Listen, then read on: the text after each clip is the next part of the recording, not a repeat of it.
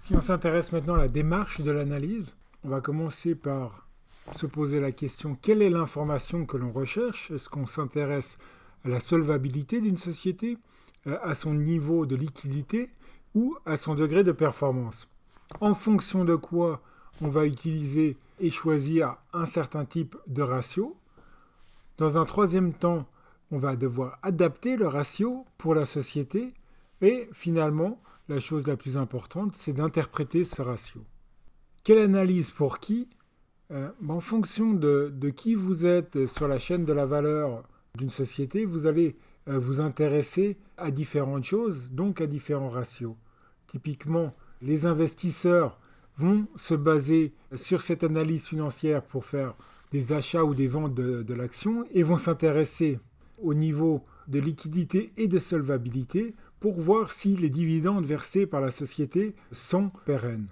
Les employés vont utiliser les calculs de profitabilité pour voir la qualité de leur société, mais l'analyse financière en tant que telle va également leur donner des indications si leur compensation est correcte, est-ce que leurs retraites sont assurées ou pas, et si la société dans laquelle ils travaillent propose ou a des opportunités intéressantes.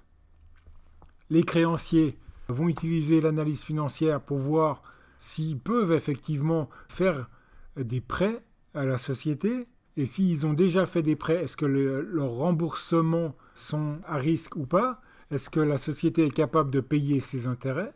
Est-ce que la société peut être utilisée comme collatéral?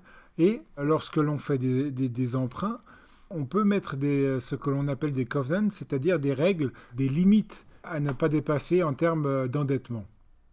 Les fournisseurs peuvent utiliser le système d'analyse pour voir si les paiements de créances sont respectés. Les clients, c'est toujours intéressant pour un client de voir si la société que l'on utilise pour des services ou des machines est viable ou non. Et finalement, les gouvernements vont utiliser des ratios et l'analyse financière pour voir si son niveau d'imposition est correct et si les régulations sont respectées.